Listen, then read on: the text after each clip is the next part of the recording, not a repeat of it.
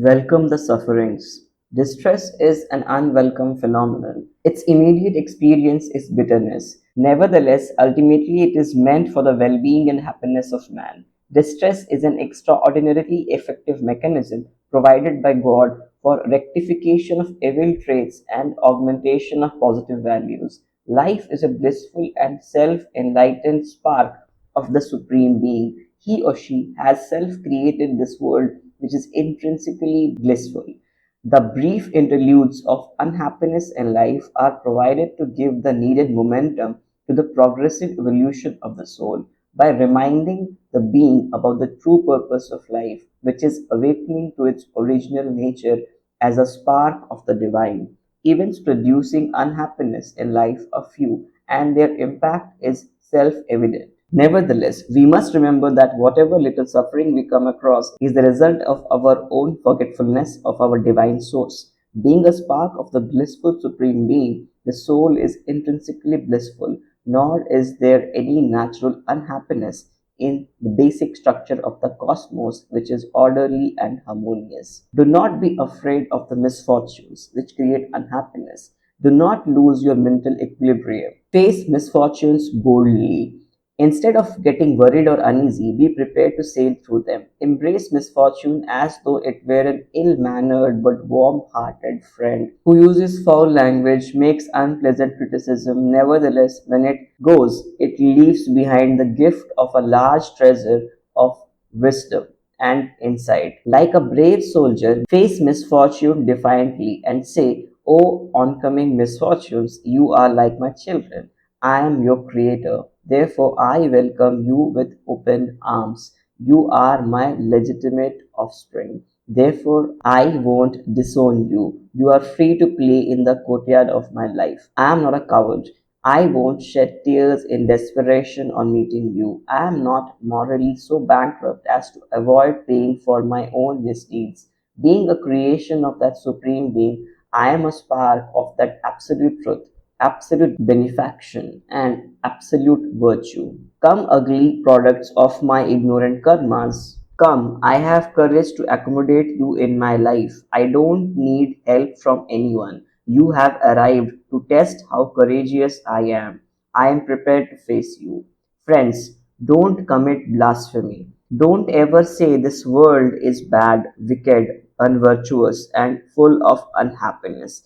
In this world created by God, each element is a masterpiece. Nothing is bad in the holistic view of creation. If you blame the creation, you are also casting aspersions on its creator. Saying that the pot is badly made means commenting on the proficiency of the potter. How dare you underrate the qualification of your omnipotent father or mother? When you say that this world is full of misery, you are casting aspersions on the integrity of God.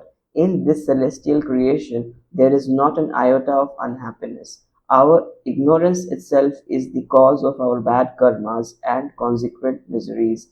Come, let us cleanse and purify our inner selves of our evil thoughts and wickedness so that we are totally and finally released from our miseries and acquire ultimate deliverance. Create your own world. The physical cosmos, according to a philosopher, is made up of inert components which can be molded into any desired configuration. The doer, man, is animate, whereas elements of the cosmos are inert. The animate doer has the capacity to utilize an inert substance as needed. A potter has free choice to make any object of pottery out of raw mud. A goldsmith can make any ornament from gold. With the needle and thread, a tailor may make a shirt or a trouser. The material world consists of elements creating three types of qualitative reactions in life. In spiritual parlance, these natural attributes of the world are known as Sat, Raj, and Tam. Broadly speaking, Sat stands for the most refined, cohesive, and superconductive medium of the spirit, Tam for the most opaque, sluggish, and perverted, and Raj, most perturbed and unstable, in which both Sat and Tam coexist in continued disequilibrium. Man is free to choose any combination of attributes amongst these, with the one predominant over the other two. In a garden, there is slush, filth, as well as fragrance of flowers. Worms creep into the mud, flies find out the filth, and bees go straight to the flowers. Everyone receives things of one's choice.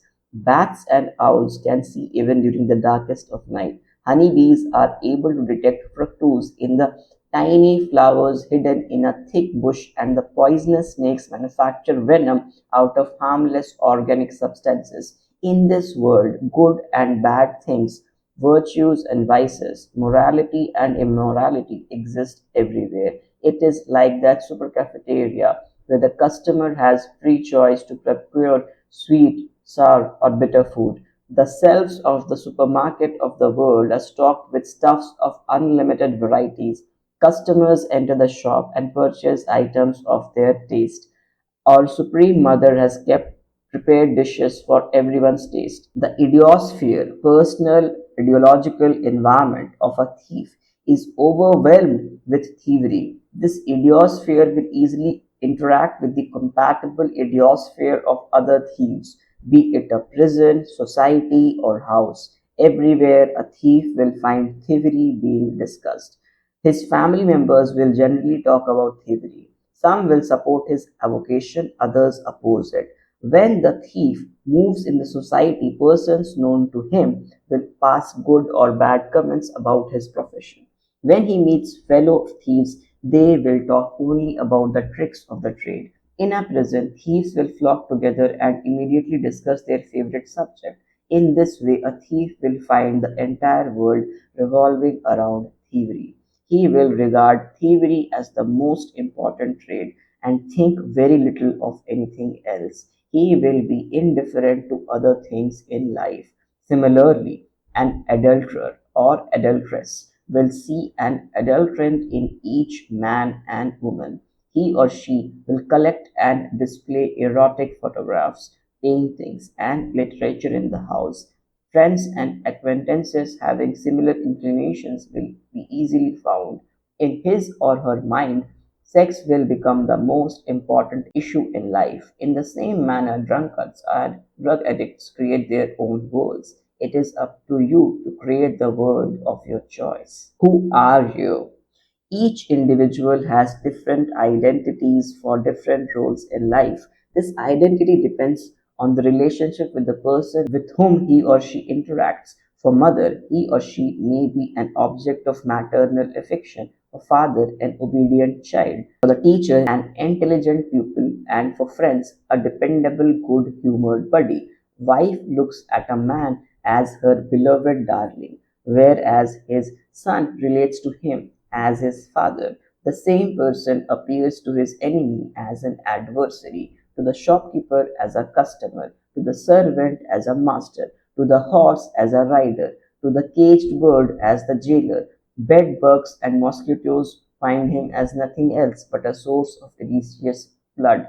If one could visualize the various mental images which people have for an individual, it would be found that each person has one's own peculiar concept, and none of these conform to the other. Besides, none of these images identifies the whole individual accurately.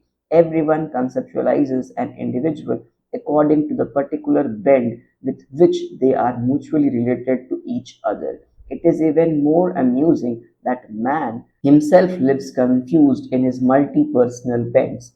Throughout life, he lives with multiple self identifications, various thoughts like I am an adulterer, I am wealthy, I am old, I have no family, I am ugly, I am popular, I am unhappy, I am surrounded by wild persons. Keep on changing and churning his idiosphere as other persons form an image about an individual according to their interests. The individual too builds an eccentric lopsided image of himself based on perceptions of his sense organs.